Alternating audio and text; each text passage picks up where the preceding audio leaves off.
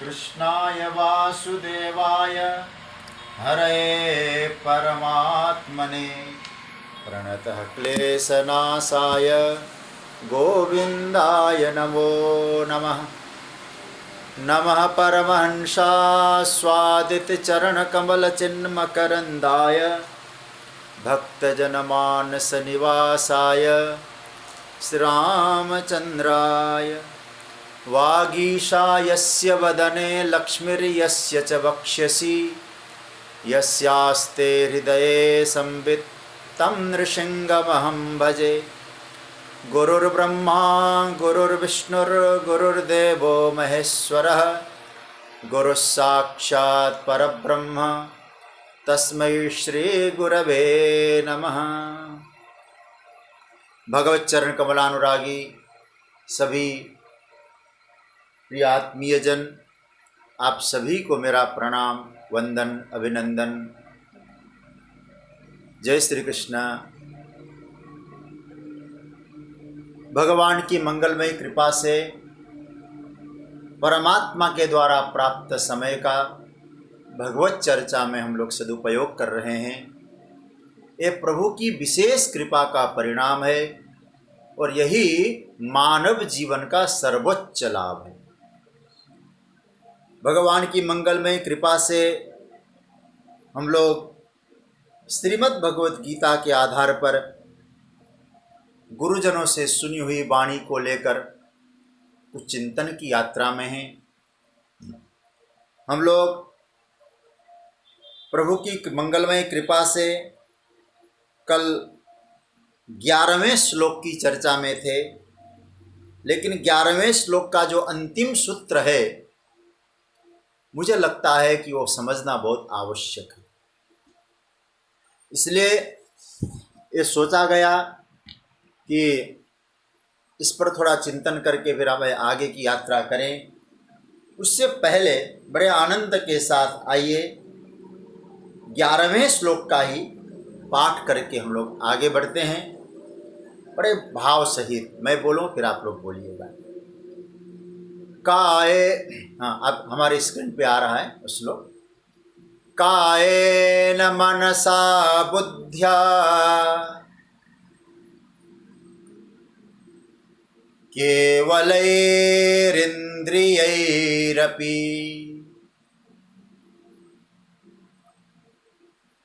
योगिनः कर्म कुर्वन्ति संगम त्यक्त्वात्मशुद्धये।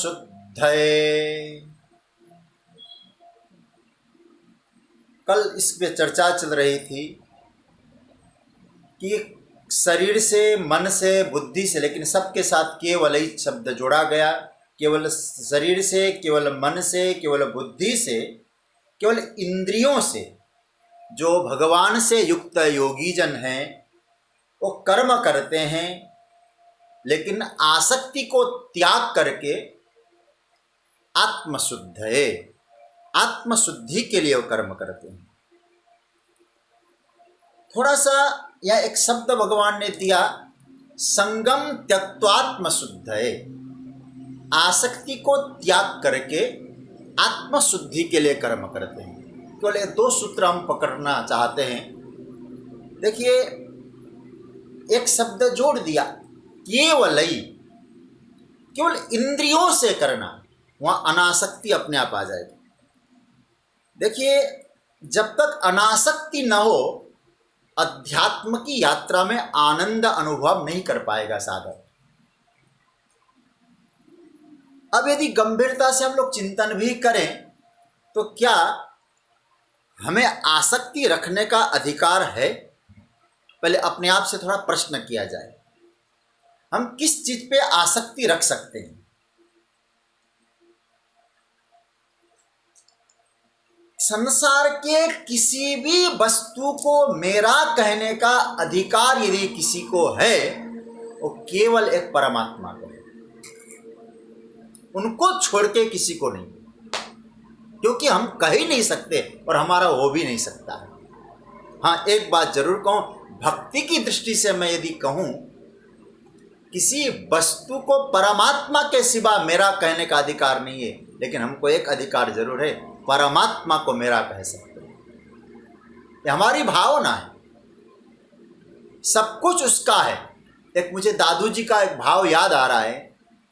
संत दादू जी कहते हैं, ये तन भी तेरा मन भी तेरा, तेरा पिंड प्राण। ये तन भी तेरा मन भी तेरा, तेरा पिंड प्राण, सब कुछ तेरा, पर तू है मेरा, ये दादू का ज्ञान। सब कुछ तेरा है, लेकिन उस पर हम अधिकार नहीं कर सकते, क्योंकि मेरा है ही नहीं। सब कुछ तेरा है, लेकिन तू मेरा है, ये दादू का ज्ञान। जिसको मेरा कहने का अधिकार है वो तो है चुप, और जिसको अधिकार नहीं, हम कह रहे हो मेरा है, ये मेरा है, ये मेरा है। याद रखना, दो शब्द मैं आपसे कहूं, एक शब्द है मैं और एक शब्द है मेरा। मेरा जैसे जैसे बढ़ता जाता है ना, तो मैं भी बढ़ता जाता है, मैं भी व्यापक होता जाता है। और मैं यह अहंकार है, मेरा यह ममता है। और इन अहंकार और ममता जब जुड़ जाए और आसक्ति का निर्माण हो जाता है वहां, तो भगवान इसलिए कहते संगम त्यक्त्वा। इन दोनों का मिलन ही आसक्ति को जन्म देता। क्या? मैं और मेरा। जितना जितना मेरा बढ़ता गया, उतना उतना मैं बढ़ता गया। अब हम चिंतन करते जाएं, जैसे कहें, हालांकि आप बुरा ना मानना, कहें ए पत्नी, यहां तक तो ठीक है, मेरी पत्नी, ये भी ठीक। आगे बढ़ते जाइए, अब कहें पढ़ी लिखी है, सुंदर है, अच्छे घर की है, अच्छा कमाती है। अब हम लोग चिंतन करें, आपने कहा मेरी पत्नी, क्योंकि आपने विवाह किया। अब देखिए यहां से कर, अब आपने कहा बड़ी सुंदरी है, सुंदर है। अब हमारा इसमें क्या योगदान है? उनके माता पिता सुंदर थे तो डीएनए में सुंदर हो गई हो, हमारा तो कोई योगदान नहीं।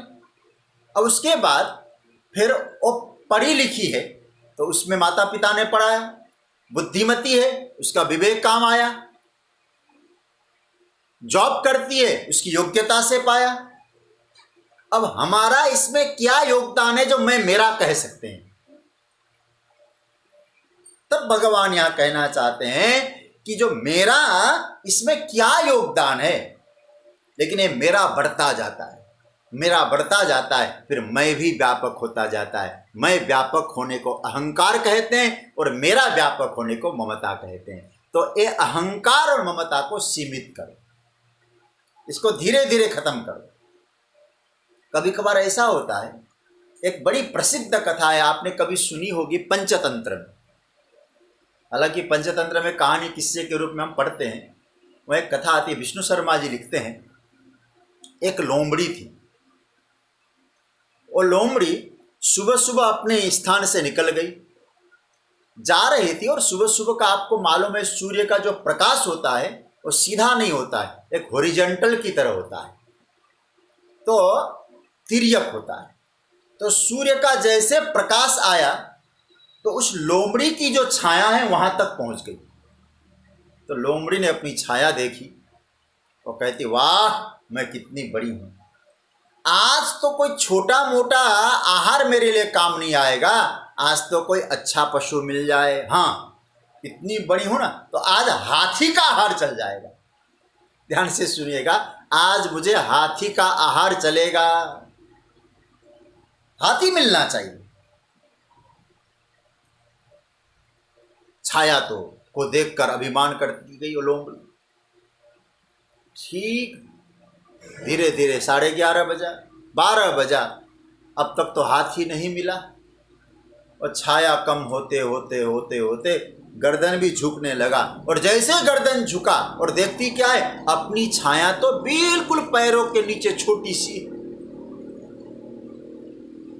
अब जो हाथी का आहार करना चाह रही थी, वही लोमड़ी कहती है, अब तो चूहा भी मिल जाए तो चलेगा।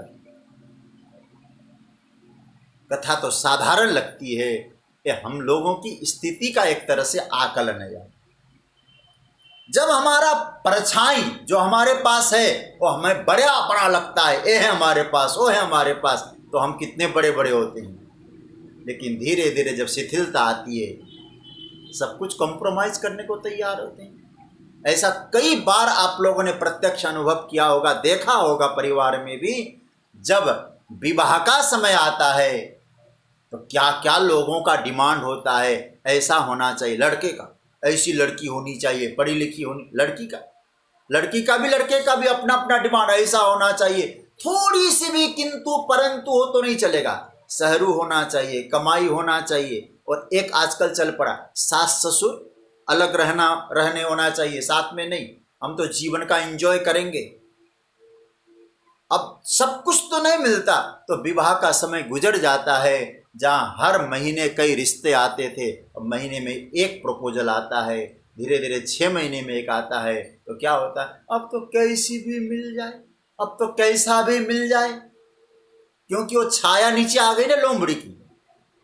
तो कहने का मतलब यह है, हमारी जो अहंता है, हमारी जो ममता है, वो हमारे जीवन में आसक्ति को जन्म देती है, और धीरे धीरे अहंकार पुष्ट होता है तो व्यक्ति ममत्व से बंध जाता है। तो आसक्ति का जन्म होने के कारण कर्म की परिशुद्धि नहीं होती है। इसलिए भगवान कहते हैं संगम त्यक्त्वा आत्मशुद्धये। इसलिए संगम त्यक्त्वात्मशुद्धये को अलग अलग करना, संगम त्यक्त्वा आत्मशुद्धये। ये मतलब एक कहिए, हमारे महापुरुषों ने ये 5वें अध्याय के प्राय सभी श्लोक एक एक महत्वपूर्ण है। लेकिन मेरे पूज्य गुरुदेव कहा करते थे, इस श्लोक में मुझे सबसे प्रिय पद, मुझे प्रिय वाक्य ये लगता है, आत्मशुद्धये। आत्मशुद्धि के लिए कर्म करो। मैं गुरुदेव से जब शांकर भाष्य का अध्ययन कर रहा था, इस पर मुझे उन्होंने कहा कि मुझे सबसे प्रिय लगता है आत्मशुद्धि। अपने आत्मशुद्धि के लिए कर्म क्यों करें? आत्मशुद्धि, इस पर बड़ा चिंतन करने जैसा सूत्र है। देखिए, विश्व के अनेक धर्मों ने कहा स्व को इतना महत्व मत दो, समाज को महत्व दो, समाज की सेवा करो, स्व को महत्व मत दो। और इस विषय में पश्चिम बहुत आगे है, समाज के लिए बहुत कुछ किया उन्होंने। मैंने एक बार अखबार में पढ़ा था, आप लोग बहुत बड़े बड़े व्यापारी लोग विराजे हैं, उद्योगपति लोग हैं, आप सब जानते हैं। मैंने एक बार अखबार में पढ़ा था, मुझे कहाँ तक, मुझे मेरा विषय भी नहीं है, कि बिल गेट्स की 1 सेकंड की कमाई $2000 है। उस समय थी, हो गया मुझे 15-16 वर्षों तक विश्व का 1 नंबर रीचमैन रहा हूं। अपने संपत्ति से 75% और डोनेट करता है समाज के लिए, करना चाहिए। मिलिंडा फाउंडेशन नाम का कोई था। तो इसका मतलब है कि सामान्य व्यक्ति से इतनी ऊंचाई तक वो पहुंचा, कर्मयोग से ही तो पहुंचा है, कर्म करके ही तो पहुंचा है। तो कहने का मतलब यह है, हमारे यहाँ भी कहा है कर्म करो, दशांश निकालो, कुछ सेवा करो, दूसरे की सेवा करो, गौ ब्राह्मण जो आवश्यकता है उनकी सेवा करो। ऐसे बहुत सारे दृष्टांत मिलेंगे, बहुत सेवा की। लेकिन हमारे भारतीय मनीषाओं ने, भारतीय ऋषि परंपराओं ने, श्रीमद् भगवत गीता ने कर्म की महत्ता को प्रकट किया, लेकिन आत्मशुद्धि को बहुत महत्व दिया। इसका मतलब ये नहीं हम लोग उनकी महत्व को कम कर रहे हैं। ये निश्चित है कि बहुत बड़ी सेवा की, लेकिन भारतीय मनीषाओं की, भारतीय ऋषियों की गीता के इन सूत्रों को हम समझ नहीं पाए। बहुत व्यापक रूप बन सकता है, गोविंद का ये सूत्र समझ में आ जाए तो सबकी सेवा हो, लेकिन आत्मशुद्धि से सेवा, सेवा का परिणाम आत्मशुद्धि। अन्यथा यदि कभी कभी हम सेवा करें आत्मशुद्धि न हो स्वयं के लिए घातक हो सकता है। एक छोटी सी बात करके मैं आपको आगे बढ़ाऊं। दुर्योधन ने दुर्वासा की सेवा की, वो कथा आप सब जानते हैं महाभारत में। दुर्योधन ने दुर्वासा जी की सेवा की और दुर्वासा जी जब प्रसन्न हुए तो दुर्योधन से कहा कि दुर्योधन वरदान मांगो, वरदान मांगो कि क्या चाहिए तुम्हें। तो दुर्योधन ने कहा कि गुरुदेव, आपने जैसे हमारे यहाँ आकर सेवा को स्वीकार किया है, ऐसे ही कृपया आप इसी सेवा को, भोजन की सेवा को आप जाकर वहाँ जो वनवास में इस वक्त पांडव लोग हैं उनके यहाँ भी सेवा को स्वीकार करें। क्योंकि दुर्योधन का भाव यह था कि यदि इस समय ये जाएं और वहाँ यदि वो सेवा को स्वीकार न हो, सेवा न मिले, और ये भी शर्त लगा दिया जब द्रौपदी भोजन कर चुकी हो तब जाके भोजन पाना, क्योंकि अक्षय पात्र हो चुका होता है उस समय, कोई भोजन नहीं मिलता। उससे पहले तो रुचि के अनुसार भोजन मिलता था। तो दुर्वासा जी ने जाकर भोजन की याचना की। युधिष्ठिर जी को धैर्य की मूर्ति, आइए आइए गुरुदेव, आइए आइए। इधर द्रौपदी ने प्रभु को पुकारा है, 10,000 शिष्य मंडली के साथ दुर्वासा जी आए हैं, कैसे इनकी सेवा हो। तब गोविंद प्रकट हुए। दुर्वासा जी स्नान करने लगे तो उस समय भीम जाकर बुलाने जाते हैं तो महाराज परम तृप्ति का अनुभव करते हैं और आशीर्वाद देते हैं, तुम्हारे यहाँ कृष्ण आए हैं क्या? बोले हाँ, कन्हैया हैं इस समय। तो हमने तुम्हारे कृष्ण भक्ति को देखा, हे पांडव विजयी भव। मैं आपको केवल एक संकेत करना चाहूंगा, सेवा पांडवों ने नहीं की, सेवा दुर्योधन ने की है, तो बड़ी गजब की सेवा की। फल किसको मिला? पांडवों को मिला। हम किसी की सेवा करें लेकिन भीतर से आत्मशुद्धि न हो तो वो सेवा हमारे लिए घातक हो सकता है। हम अपने हृदय की शुद्धि करें, अवश्य करें, ये महत्वपूर्ण है। उसी भाव का एक श्लोक यहाँ श्रीमद् भागवत के प्रथम स्कंद के 15वें अध्याय के 11वें श्लोक में मैं रेफरेंस दे रहा हूँ। योनो जुगोपवनमेत्य दुरंत कृच्छ्रात् दुर्वासिसो रिरचिता दयुताग्र भुग्य साकान्न शिष्ट मुपयुज्य यतस्त्रिलोकीम तृप्ता ममंस्त सलिले विनिमंग संग। कहते हैं कि सेवा की दुर्योधन ने, फल मिला पांडवों को। अब केवल इतना समझना, दुर्योधन ने दुर्वासा जी की सेवा तो की लेकिन आत्मशुद्धि नहीं थी। तो केवल धन से सेवा करना, भीतर से आत्मशुद्धि न हो तो आपको कहें वो सेवा फलदायी नहीं होता है। इसलिए योगी जन कर्म करते हैं, समाज के लिए करते हैं, दूसरों के लिए करते हैं, लेकिन आत्मशुद्धि के लिए करते हैं। आत्मशुद्धि बहुत आवश्यक है। भगवान यहाँ ये कहना चाहते हैं, अनासक्त भाव से कर्म तो हो लेकिन आत्मशुद्धि के लिए हो। अब आपको एक बात और कहूँ, हमने इस श्लोक को बहुत विस्तार से सुना है अपने गुरुदेव से, इसलिए कुछ विस्तार से समझाने का भी मन हो रहा है, बताने का भी मन हो रहा है। तो कहते हैं कितने प्रकार की शुद्धि चाहिए जीवन में, तब आत्मशुद्धि की श्रेणी तक व्यक्ति पहुंच सकता है। इसको आप लोग नोट कर लें, आपको बहुत अच्छा भी लगेगा। कहते हैं 7 श्रेणियों को पार करेगा, 7 सीढ़ियों को पार करेगा तो आत्मशुद्धि तक पहुंच पाएगा। संगम त्यक्त्वात्मशुद्ध है। आत्मशुद्धि फल है। आत्मशुद्ध होते ही तो फिर परमात्मा स्वयं प्रकट क्या, वो तो है ही है, अनुभव में आ जाए। संगम त्यक्त्वात्मशुद्ध है और शांति की प्राप्ति होगी। क्योंकि आगे के जब श्लोक की चर्चा करेंगे ना तो फिर क्या होगा, शांति मापनोति नैष्ठिकीम्। परमात्मा जो स्वरूपस्थ है, जो शांत विग्रह है, आनंद स्वरूप है, उसकी उपलब्धि हो जाएगी। पहली शुद्धि है। देह शुद्धि। आत्मशुद्धि की श्रेणियां, हम लोग कहें कि हमको आत्मशुद्धि भगवान की उपलब्धि हो, भगवान को प्राप्त करें, उसके लिए हमारे संतों ने सीढ़ियां बनाई। पहली सीढ़ी देह शुद्धि। देखो, मलिनता से मुक्ति चाहिए हमें, शरीर की शुद्धि आवश्यक है, स्नान से, जल से, और जल से उसकी, क्योंकि जल क्या है, स्वयं पवित्र है और दूसरे को पवित्र करता है। शरीर तो शुद्ध नहीं है, केवल परफ्यूम लगा ले उसको नहीं माना गया है।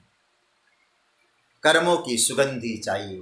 कुछ लोग धार्मिकता के नाम पर तो स्नान भी नहीं करते, बोले स्नान करेंगे तो धार्मिकता खतरे में पड़ जाएगी। ये हमारे यहां नहीं कहा है, देह शुद्ध होना चाहिए।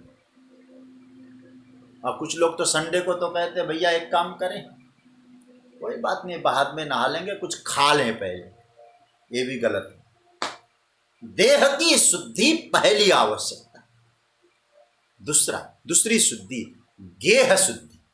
गेह मतलब घर, जहां हम लोग रहते हैं वो घर स्वच्छ होना चाहिए, पवित्र होना चाहिए। रसोई घर में ऐसा भोजन न बने जो ठाकुर को भोग नहीं लगा सकते हैं,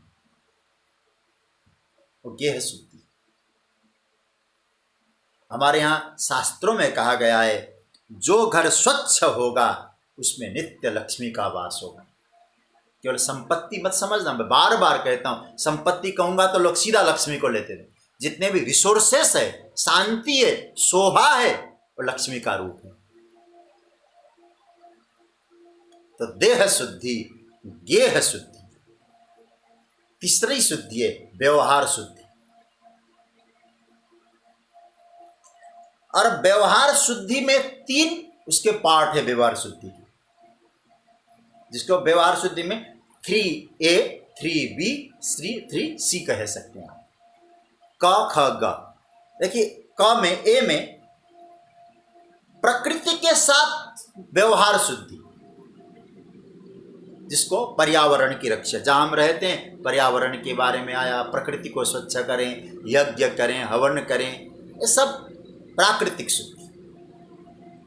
दूसरा स्वजनों के साथ शुद्धि। देखिए, स्वजन कौन है? स्वजनों के साथ अच्छा व्यवहार करें, ये व्यवहार शुद्धि है। प्रकृति के साथ अच्छा व्यवहार रखें और स्वजनों के साथ अच्छा। स्वजन कौन है? ब्लड रिलेशन कोई स्वजन मत मान लेना, हम लोगों ने यही गलती की है। हमारे यहाँ स्वजन शब्द का अर्थ होता है जिसके दिल में हमारे लिए स्नेह हो, किसी भी अवस्था में जो हमारे साथ खड़ा हो, केवल आश्वासन नहीं देता है, सहयोग के लिए भी तैयार रहता हो, उसके साथ आप ठीक व्यवहार रखें। जो मर मिटने को तैयार है उसके साथ छल कपट न रखें। ये स्वजन के साथ व्यवहार शुद्धि, प्रकृति के साथ व्यवहार शुद्धि, स्वजन के साथ व्यवहार शुद्धि, और ग दुर्जनों के साथ भी व्यवहार शुद्धि। महत्वपूर्ण बात है। देखिए, संसार है तो विरोधी भी होंगे, संघर्ष भी होगा। संघर्ष में अपनी ऊर्जा नहीं गंवाना, बल्कि हमारे विरोधी ने, जो हमसे विरोध करता है, यदि उसने अच्छा काम किया है तो आप में इतनी साहस हो कि उसके सामने जाके उसकी प्रशंसा कर सके।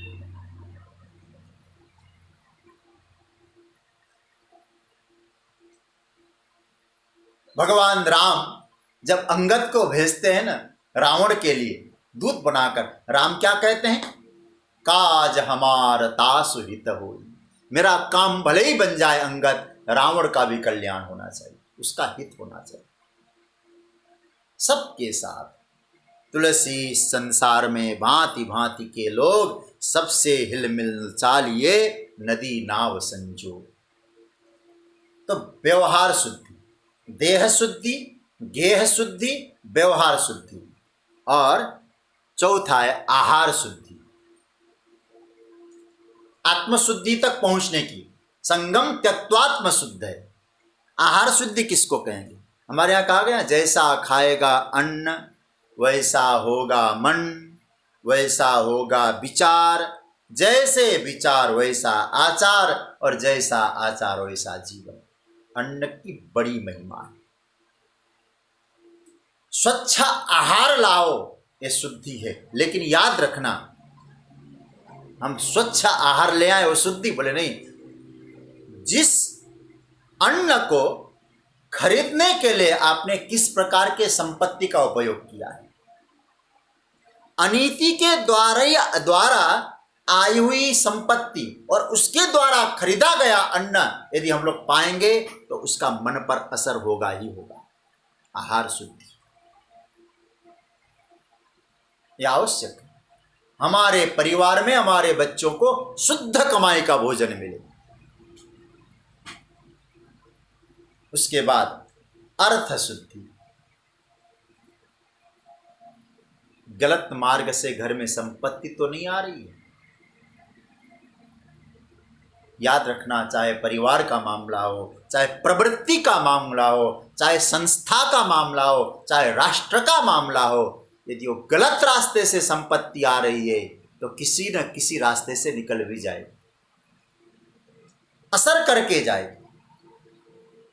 मैं अपने गुरुदेव से कथा सुनता था, बहुत प्यारी कथा। महाभारत में वो कहा करते थे, जब युधिष्ठिर जी को परीक्षित के लिए यज्ञ कराने का मन हुआ, मैं परीक्षित को यज्ञ कराऊं, उसके निमित्त यज्ञ कराऊं, तो कहते हैं उस समय युधिष्ठिर जी ने कहा, हमारे परिवार में, हमारे घर में संपत्ति नहीं कि जिसे यज्ञ करा सके। सेवकों ने कहा, 7 पीढ़ी कुछ भी न करे, इतनी तो आपके पास संपत्ति, आप कैसे करे संपत्ति नहीं है? तब कहा, ये संपत्ति हमारी व्यक्तिगत संपत्ति नहीं, राजकोष में जो संपत्ति है ना, एक प्रजाओं का कर से पाया हुआ संपत्ति है, और ऐसे कर से मिली हुई संपत्ति मैं अपने बच्चों के उपयोग में करूंगा, अच्छे संस्कार नहीं आएंगे, इसलिए जाओ दिग्विजय करके लेके आओ।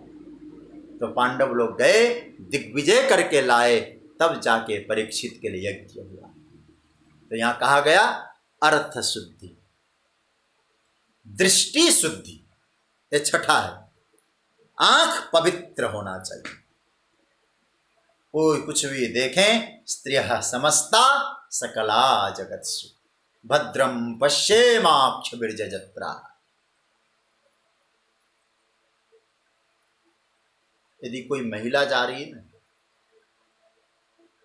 उसके हृदय में भगवान विराजे हैं। महिला के लिए पुरुष, पुरुष के लिए महिला। आप हृदय से उसको वंदन करो, कोई जरूरत नहीं है, केवल हृदय से। किसी, हमारे गुरुजी तो कहा करते थे, किसी भी जाति की कैसी भी महिला हो, उसके मन मन में चरण छू लो, हे माँ आप इस रूप में आई, तो भीतर बैठा हुआ भगवान तुमको आशीर्वाद देगा। उसके भीतर परमात्मा विराजमान है। यदि गलत नजरों से देखा तो फिर तुमको, तुम्हारा कल्याण नहीं होगा। तो दृष्टि शुद्धि, और अंतिम है भोग शुद्धि। जीवन में सुख चाहिए, सब लोग सुख के लिए प्रयत्न कर रहे हैं। सुख की व्यवस्था प्रत्येक की अलग अलग विचारधाराओं से हो सकती है, पर सुख तो चाहिए ही चाहिए। हम दूसरे अध्याय में चर्चा कर चुके हैं, मात्रा स्पर्शास्तु कौन्तेय शीतोष्ण सुख दुखदा, ये सब चर्चा हमने कर रखी है। लेकिन कोई भी क्यों ना हो, भोग चाहिए, जीवन में भोजन चाहिए। यदि भोग को त्यागेगा तो जीवन रहेगा नहीं उसके पास, आवश्यक है, जीवित रह नहीं पाएगा। तो हम भोग ना दें शरीर को, तो जानबूझकर हम मृत्यु की ओर जा रहे हैं। मर जाने के लिए जीवन नहीं दिया ठाकुर जी ने। हाँ, जीवन प्रारंभ हुआ तो यात्रा मृत्यु की ओर है, ये निश्चित है। लेकिन मुझको अपनी ओर जल्दी ले ले मौत, आप बैल मुझे मार, ये ठीक नहीं है। शरीर को कष्ट देना, भगवान कहते हैं आसुरी वृत्ति। अब जाएंगे 17वें अध्याय का 6ठा श्लोक देखिए जरा। क्या भगवान कहते, कर्षयन्तः शरीरस्थम भूतग्रामम अचेतस माम चैवांत शरीरस्थम तान विद्यासुर निश्चया।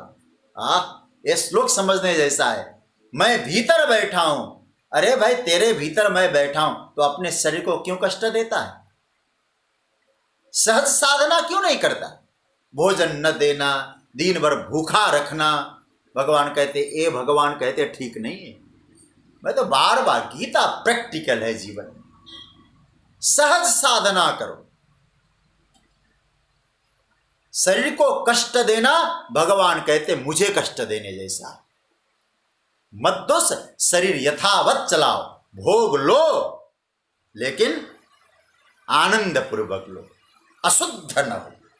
अरे आप रामायण पढ़ें, चित्रकूट में भगवान राम सुबह जगते हैं, पुष्प चयन करते हैं, अपने हाथों से पुष्प तैयार करते हैं, कोमल दृष्टि से जानकी जी को देखते हैं, और महाराज धीरे धीरे धीरे करके उनका श्रृंगार कर रहे हैं। वाल्मीकि जी ने भी लिखा है, गोस्वामी जी ने लिखा है, एक बार चुनी कुसुम सुहाए।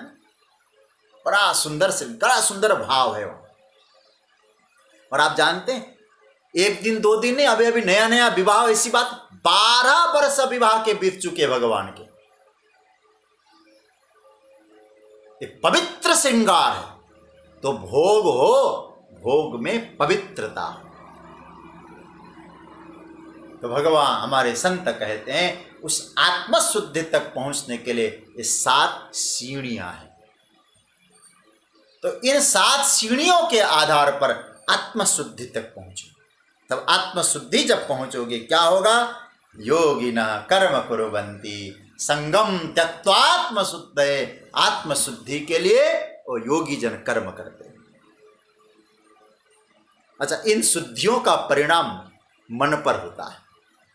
ये जब इन शुद्धियों से आप आगे बढ़ गए, आत्मशुद्धि तक पहुंच गए, हमारे संत कहते, तब क्या होगा? तो आपका मन शुद्ध हो गया। फिर जप करो। जप में बहुत सामर्थ्य, बहुत शक्ति जप में। यज्ञानाम विभूति में भगवान कहते, जप यज्ञोस्मि। सारे यज्ञों में जप यज्ञ मैं हूं। जब भी टाइम मिले ना, माला फेरते रहो। जिस नाम में श्रद्धा हो, जो आपके गुरुजी ने दिया हो, जिस नाम में आपकी श्रद्धा हो, बैठो और खूब माला फेरो। धीरे धीरे आपकी स्थिति ऊंची होगी। तप करो, जप करो, व्रत करो, सत्संग करो, सेवा करो, लेकिन याद रखना, मैं बार बार कहूंगा, ये सहज हो, शरीर को कष्ट देकर नहीं। अब कई बार होता है, डायबिटीज का रोगी दिन भर भूखा रहे, क्यों? बोले आज एकादशी, आज नवरात्र, क्या जरूरत पड़ी भाई?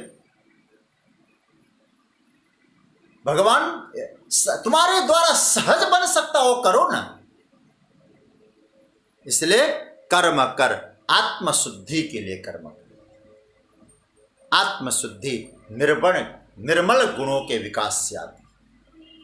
एक श्लोक हमने नीति शास्त्रों में पढ़ा है, वहां आत्मशुद्धि के लिए 9 साधन बताए। वो श्लोक मैं आपको सुना दूं। वांछा सज्जन संगमे पर गुणे प्रीतिर्गुणो नम्रता विद्यायां व्यसनं सयोषितिरति लोकापवादात् भयं भक्ति शूलिनी शक्तिरात्मदमने दुस्संग मुक्ति खलैस् श्वेते एषु वसन्ति निर्मल गुणास् तेभ्यो नरेभ्यो नमः। 9 गुण कौन कौन से होना चाहिए जो साधना में श्रेष्ठतम अवस्था में पहुंचता है? उसमें बताया, वांछा सज्जन संग में, संत पुरुष सत्संग की इच्छा करो। परगुणे प्रीति, अच्छे गुण किसी में हो, उन अच्छे गुणों का आनंद लो, दर्शन करो। गुरु नम्रता, बड़े लोगों के निकट नम्र बनो। विद्यायाम व्यसनम, आपको अध्ययन में, विद्या में, कुछ पढ़ने में व्यसन हो। सयोषितिरति, आप केवल अपनी पत्नी से स्नेह रखें और बहुत स्नेह रखें। और लोकापवा, मेरी बदनामी न हो, इसका डर रखो। भक्ति शूलिनी, भगवान में प्रेम हो। शक्तिरात्मद, आपके पास बहुत शक्ति है तो संयम रखने के लिए हो। संसर्ग मुक्ति खले, दुस्संग मुक्ति, और दुष्टों से के संसर्ग से मुक्ति हो। ऐसे निर्मल गुण जिनमें 9 गुण हो, उसके जीवन में भी हम उसे नमस्कार करते हैं और निश्चित रूप से आत्मशुद्धि के लिए यात्रा में आगे बढ़ चुका है। तो भगवान यहाँ कहते हैं, हे अर्जुन, कायेन मनसा बुद्ध्या केवलै इंद्रियैरपि योगिनः कर्म कुर्वन्ति संगम त्यक्त्वात्मशुद्धये। आत्मशुद्धि के लिए कर्म होते हैं और आत्मशुद्धि में पहुंचने के श्रेणी। अब भगवान यहाँ कहते हैं, जो आत्मशुद्ध हो गया वो युक्त हो गया। दोनों का वर्णन है, युक्त का और अयुक्त का। हम अभी 12वें श्लोक में प्रवेश कर रहे हैं। जो युक्त है और अयुक्त है, जो युक्त है उसे वास्तविक शांति की प्राप्ति होती है और जो अयुक्त है वो बंधन में बंधता है।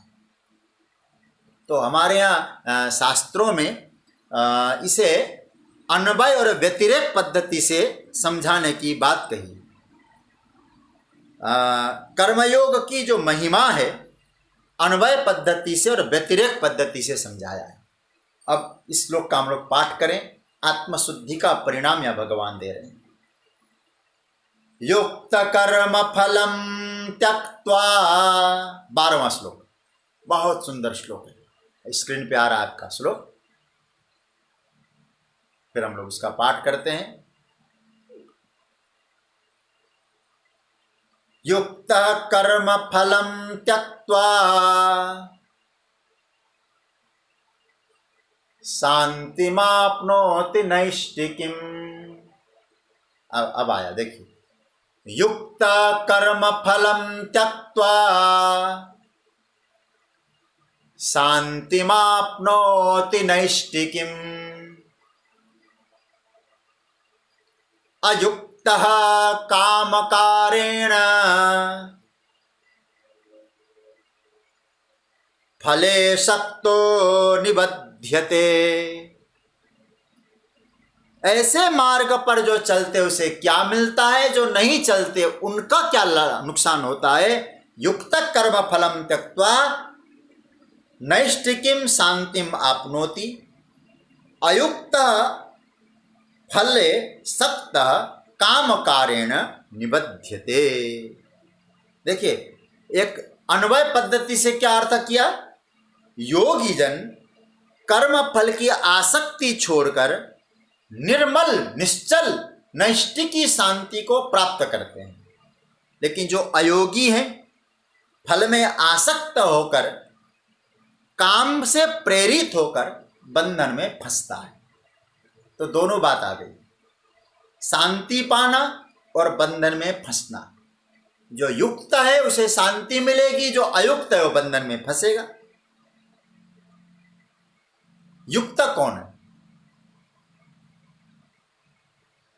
और क्या सब करता है। जगतगुरु शंकराचार्य भगवान ने अपने भाष्य में लिखा है, ईश्वराय कर्माणि करोमि न मम फलाय। ये परमात्मा के लिए मैं काम करूंगा, मेरे व्यक्तिगत फल के लिए नहीं। इत्येवं समाहित सन कर्म फलम त्यक्त्वा नैष्ठिकीं शांतिम आपनोति। ये शंकराचार्य भगवान कहते हैं, ईश्वर के लिए कर्म करेगा और फल पर भी मेरा अधिकार नहीं है, ऐसा सोचकर वो कर्म फल को त्याग देता है। त्याग देता मतलब समर्पित कर देता है। यहाँ 2 शब्द आ गए, आप पकड़ ले, इसका अंडरलाइन कर लेना। देखो, सबसे पहले युक्ता ऊपर की पंक्ति में और नीचे की पंक्ति में अयुक्त।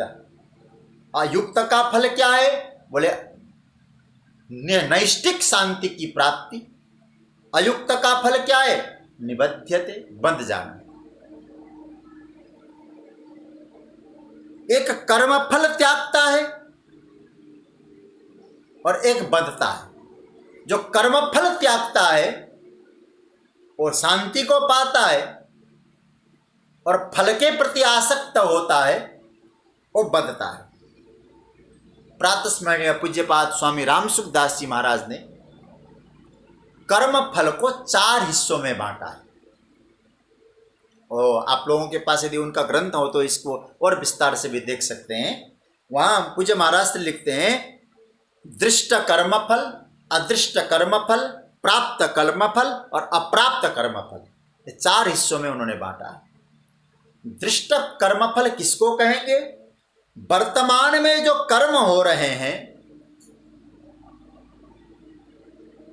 उसका तुरंत फल मिलता है, उसको दृष्ट फल कहते हैं, दृष्ट कर्म फल। जैसे हमको वर्तमान में भूख लगता है और वर्तमान में जो ही हमें भूख लगी हमने भोजन पाया,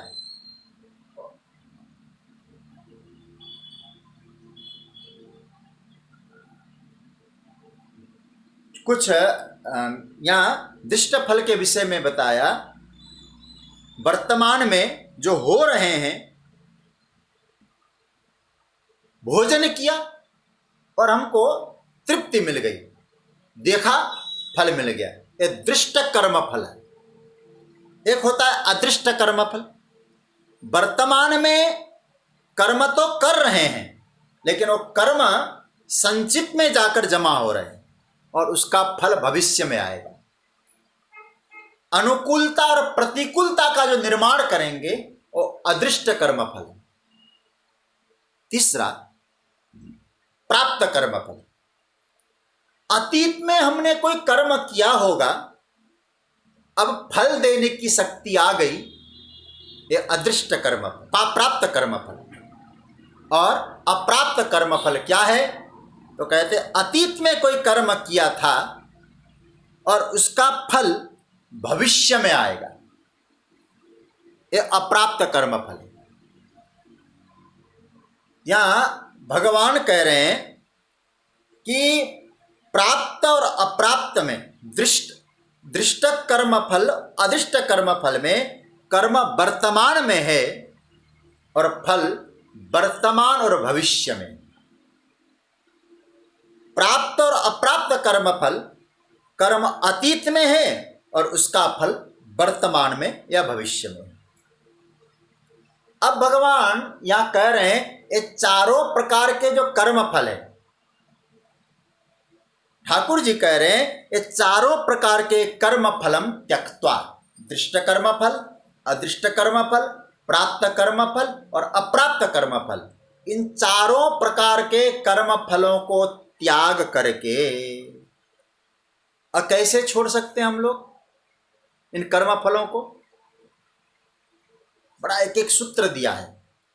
दृष्ट कर्म फल को छोड़ने का उपाय, उसका आग्रह न रखें, मिले तो प्रसन्न हो, न मिले तो उदास न हो। दृष्ट कर्म फल का त्याग हो गया। अदृष्ट कर्म फल का जो त्याग है, अदृष्ट कर्म फल है, ऐसे बीच बीच में आज विक्षेप भी हो रहा है। अदृष्ट जो कर्म फल है उसकी आशा न रखें, कर्म फल से मुक्त हो गया। और उसके बाद प्राप्त कर्म फल में ममता न रखें, अप्राप्त कर्म फल की कामना न रखें। तो भगवान कहते हैं ये चारों प्रकार के कर्म फल का त्याग हो गया। आज कुछ विक्षेप बीच बीच में आ रहा है। सांसारिक वस्तुओं की कामना, उसके प्रति ममता, उसके त्याग से ही व्यक्ति को नैष्ठिकी शांति की प्राप्ति होती है। देखो भगवान क्या कहते हैं, शांति प्राप्नोति नैष्ठिकीम, नैष्ठिकी शांति। नैष्ठिकी शांति हमारे आचार्यों ने कहा भगवत स्वरूप। और शांति कैसे मिलती है? और शांति संग्रह से मिलती है कि त्याग से? यहां भगवान क्या कहते हैं, युक्त कर्म फलम त्यक्त्वा, त्याग से शांति, कर्म फल के त्याग से शांति मिली।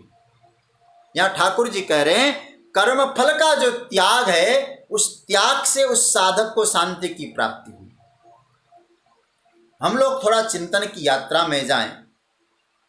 कर्म फल के संग्रह से शांति नहीं मिली, उस कर्म फल के त्याग से हमको शांति मिली। इसको थोड़ा सा ध्यान से समझना। नारायण यहाँ वस्तु को, व्यक्ति को, विचार को पकड़कर यदि हम लोग कहें कि हमें शांति मिल रही है, वास्तव में देखा जाए ये सभी जो है एक कुछ क्षण तो सुख दे सकते हैं, कुछ क्षण शांति दे सकते हैं, लेकिन वास्तविकता यह है इनके त्याग से शांति मिलेगी। आज थोड़ा विक्षेप हुआ है, आपको आप सुनते रहिए, कोशिश करूंगा शाम को आप स्वाध्याय परिवार में रिकॉर्डिंग मैं डाल दूंगा। तो मैं कह रहा था कि शांति कहाँ मिल रही है हमको?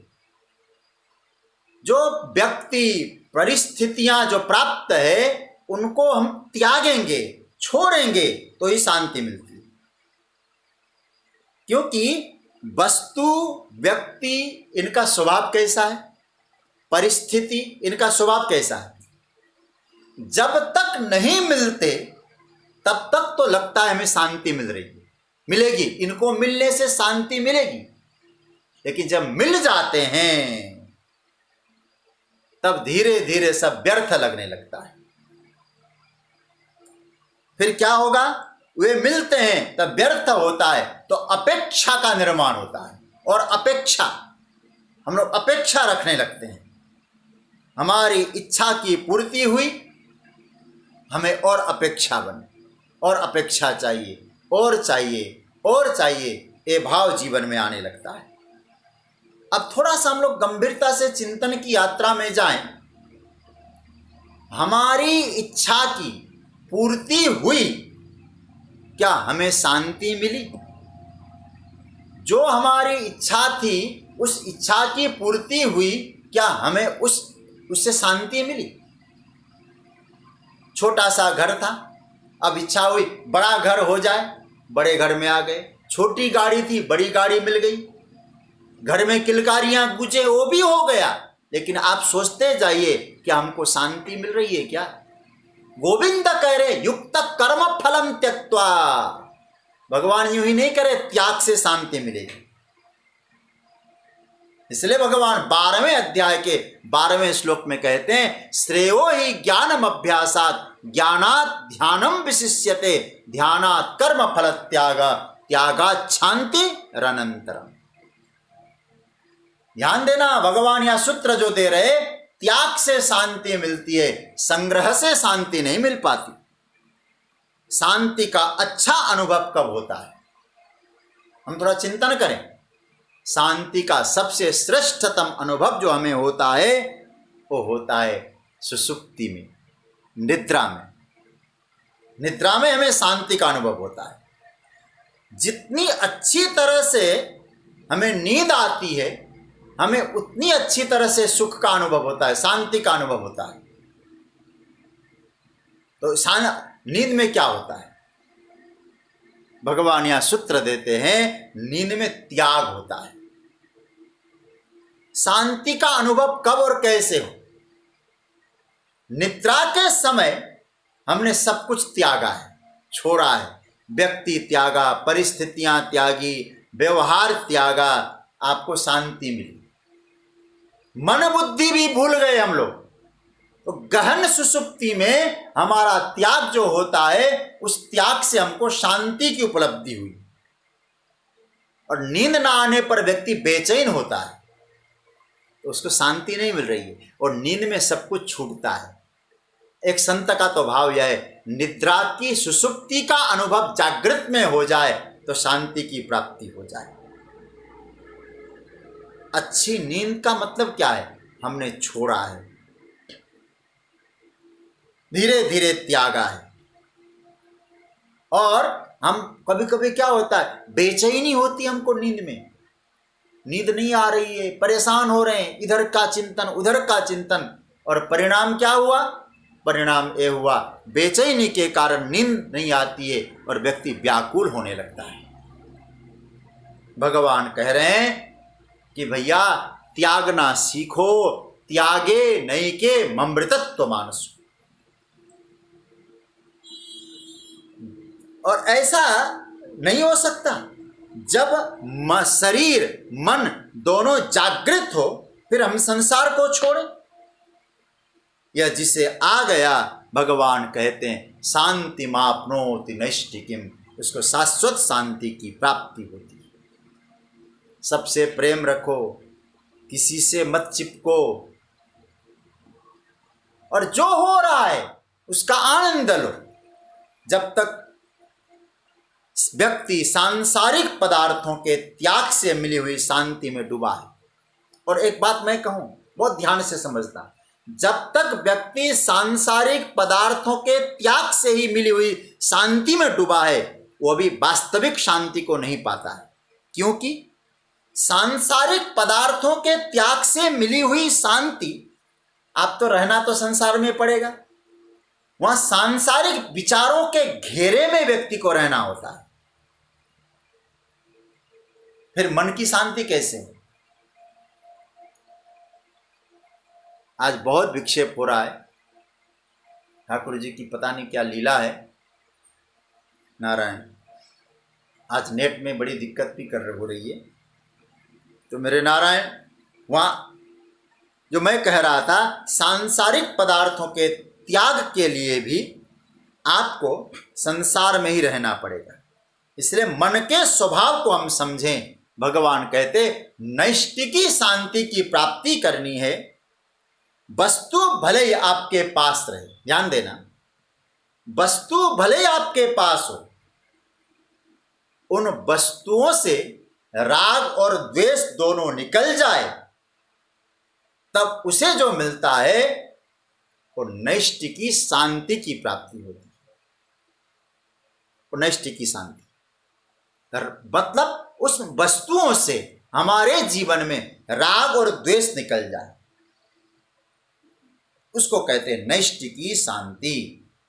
भगवान कहते हैं वो युक्त व्यक्ति है जिसने नैष्टिक शांति की प्राप्ति की है, और जो उस कर्म योग से, सांख्य योग से, भगवत तत्व से नहीं जुड़ पाया, उसको नैष्टिकी शांति की प्राप्ति नहीं हो रही। भगवान कहते हैं अयुक्त, जो नए किसको वास्तविक शांति, परमात्मा का स्वरूप उसको प्राप्त हो रहा है जिसके जीवन में युक्त, परमात्मा से जुड़ा हुआ व्यक्ति, उसी को शाश्वत शांति की प्राप्ति हो रही है। जो अयुक्त है, अयुक्त काम कारेण फले सक्तो निबध्यते। अयुक्त मतलब सकाम व्यक्ति। जो सकाम होगा वो काम कारेण, अपनी कामना के कारण स्वयं बंधन में बंधेगा। कभी कभी हम लोग क्या होते हैं, मंदिर में भी जाते हैं तो कोई डिमांड रहता है, परमात्मा के पास जाते हैं, भगवान ये दे दो वो दे दो, इसलिए आए हैं। तो एक तरह से देखा जाए, मंदिर में भी हम अपेक्षा के बिना नहीं जाते।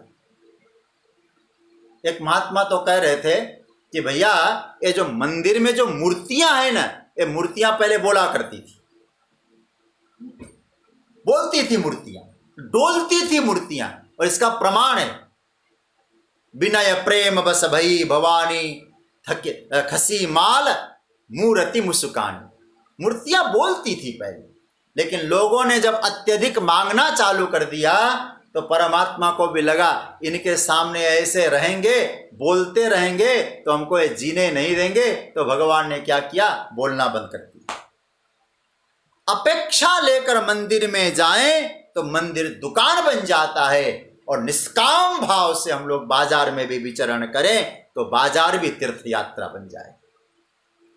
इसलिए भगवान कहते जो सकाम पूर्वक जीता है उसकी कामना की पूर्ति कभी होती नहीं है, और निष्काम से भगवत समर्पित होकर जीता है उसको, उसके जीवन में प्रसन्नता की वृष्टि होती है, प्रसाद की वृष्टि होती है, जीवन का आनंद प्राप्त करता है। इसलिए सकाम व्यक्ति बंधन में बंधता है, निष्काम व्यक्ति बंधन से मुक्त होता है। निष्काम व्यक्ति को शांति की प्राप्ति होती है, और जो सकाम व्यक्ति है वो व्यक्ति बंधन में बंधता है। ये भगवान यहाँ कह रहे हैं। तो मेरे नारायण, ये आज की चर्चा, आज थोड़ा विक्षेप भी हो रहा है, तो मेरे दृष्टिकोण से एक श्लोक का हम लोग उच्चारण अभी करेंगे, और फिर जैसे ठाकुर जी की इच्छा, जो उनकी लीला है। और आज थोड़ा विक्षेप हो रहा है, तो मैं समझता हूँ 13वां श्लोक आज प्रारंभ करेंगे तो अच्छी तरह से विस्तार नहीं हो पाएगा। इसलिए आज मैं आप लोगों से निवेदन करूँगा, शायद मेरी बात से असहमत नहीं होंगे,